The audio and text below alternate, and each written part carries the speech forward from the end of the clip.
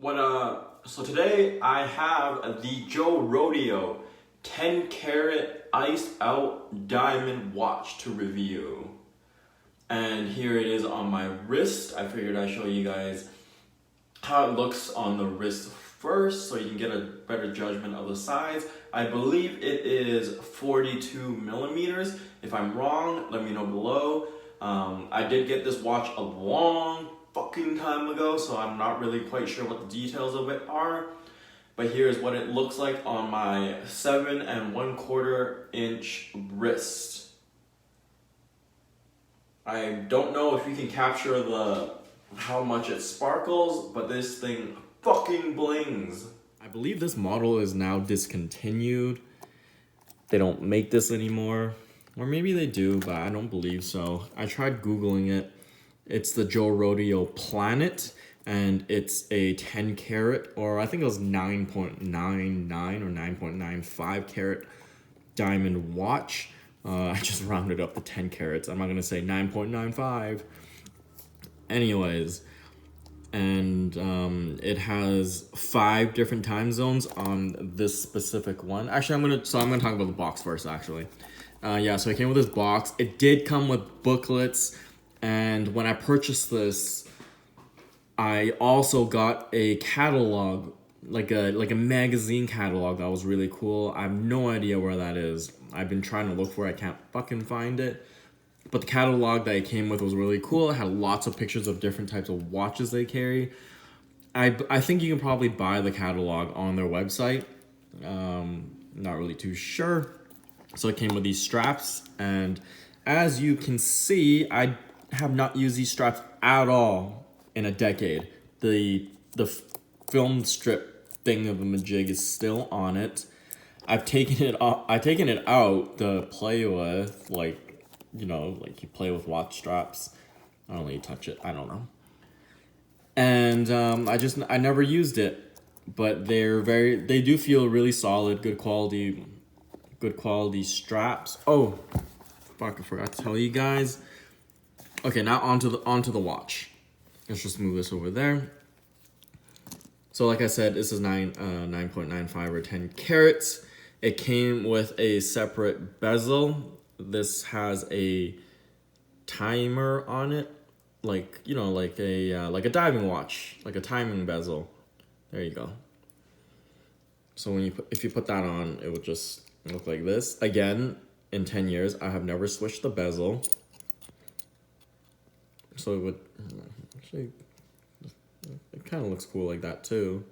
But the reason I have not ever switched the bezel, aside from sheer laziness and my brain not being really smart enough, I don't know how this thing works. I assume you twist this off and twist this on. I don't know. I don't feel like breaking shit today. But the reason why I don't wear it on this one is because I feel like if you take the iced out bezel off, you lose a little bit of diamonds. And I feel like I'd rather have like a completely iced out watch as opposed to an iced out watch except the bezel. It looks kind of strange, but it does come with this bezel. Let's put this over there. All right, so I brought my scale out. So it's set at 0 right now. So it says it's 232 grams. I purchased this a good over 10 years ago, and I've been through a lot of watches, but I can't bring myself to sell this specific one.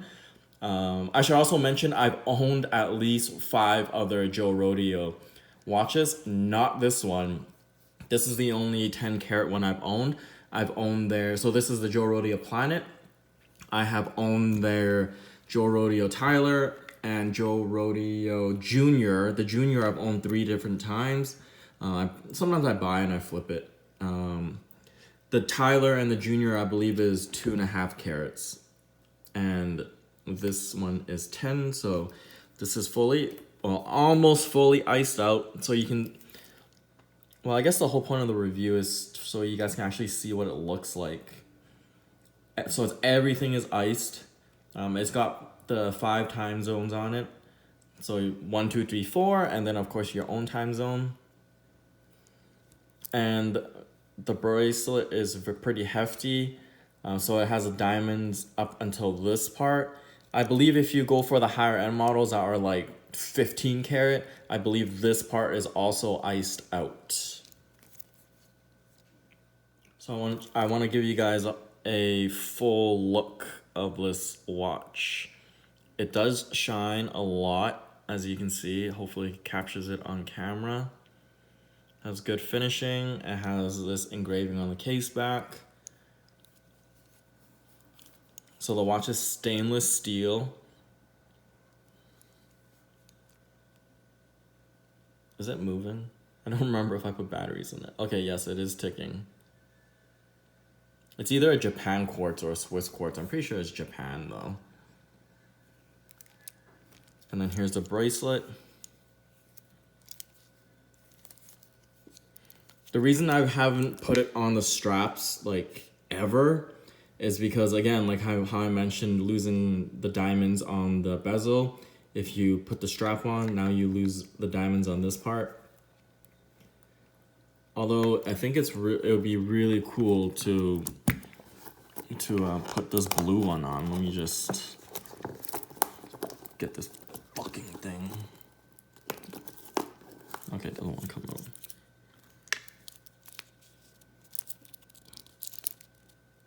Wait, bear with me. So what this, is this the bottom or top? I don't know. But yeah, with the blue strap, it's kind of like that. You kind of get the gist of it. Oh wait, I can just, holy fuck. Okay, hold on.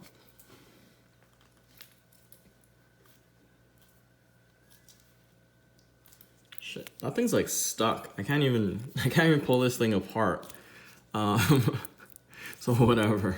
I think you guys get the idea of what the blue would look like with it, hopefully. One thing I'm gonna have to say that I do not like about this watch is the clasp. Sadly, there is no safety lock, safety clasp, or any type of safety mechanism. To put it on, you snap it here and you snap it there, but there's no deployment, there's no push button release, there's nothing like that. So all you need to do to have this thing fall off your wrist is if it snaps off like this, which I experience fucking a hell of a lot of times. It just keeps doing that. I'm gonna show you all right now. So during the summertime, my wrist usually expands a little bit. This is the only gripe I have of this watch. Okay. It's like kind of halfway on. Okay, it's on now, right? But as I drive or do any type of movement, see how it just popped open? I hate that. It is so fucking annoying. So that's the only thing I dislike about this watch. I believe the newer models that I see, I think it does have like a deployment or some sort of push button mechanism. Just for some reason, not this one. I'll probably look into getting like another bracelet, like a bracelet that has that part on it from RODEO. They do carry it.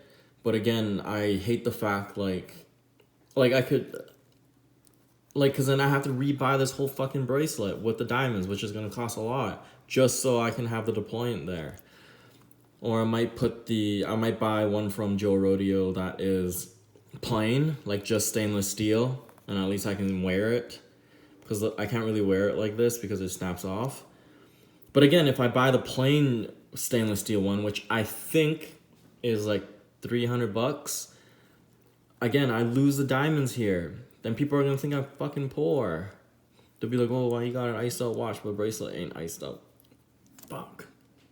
Alright, so other than my little rant about the bracelet, this is a very solid watch. I've owned plenty of RODEOs. All the other ones have the deployment clasp, by the way. Or I can just put it on a strap. because it has that clasp part. But then I lose the diamonds, as I keep saying. But yeah, Joe Rodeo is probably the best diamond watchmaker. Well, I mean, being realistic and not like, you know, going for a Patek or like an AP ICED, Joe Rodeo is the best one around this price range. And I believe when I bought this might have been like I think it was $2,000. I don't remember. I have no idea. But looking on their website, it looks like they're models that are around 10 carats. Generally goes for, but the ones I've seen, like $3,000 to $5,000, like somewhere there. And if you want to get really diamond heavy and crazy, they do have like 20 carat ones, which are like $10,000.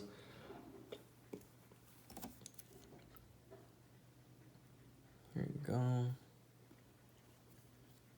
I also wanted to mention that I purchased many other diamond watches from other companies, and they're just not up to par with Joe Rodeo. I've had Casey Diamond watches, Joe Gino. I think it's an off-brand, like a cheaper version of Joe Rodeo. Don't buy that one because the diamonds don't hit like this, like the regular Joe Rodeo. And there's other watches like Ice Time and Aqua Master, a bunch of bullshit ones. Oh, JBW. I've had several JBW watches. I kind of have like a bone to pick with JBW on a separate note. So, but anyways, I've owned several of those and they do not hit as hard as the Joe Rodeo.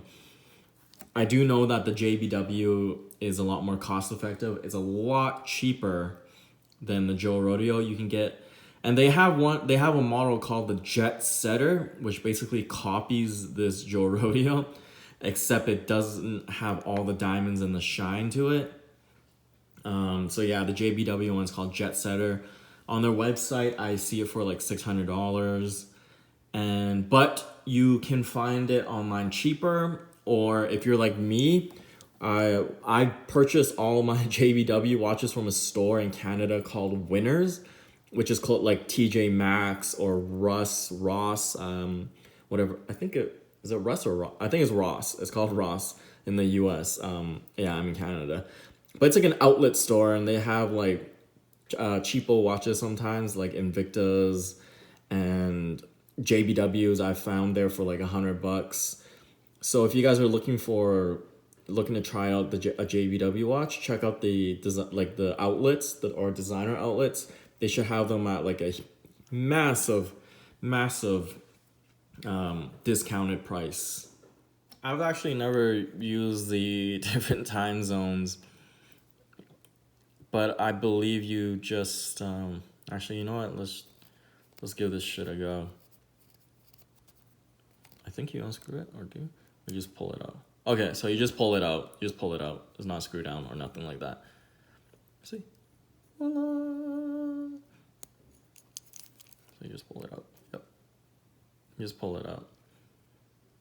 Oh, I do need to mention that you need one battery for each of those. So in total, I believe there's 5 batteries in this thing. So there's a regular battery for the regular quartz watch. And then each of these, when you open it, requires a separate battery for all if you're going to be using it. I completely forgot to mention that.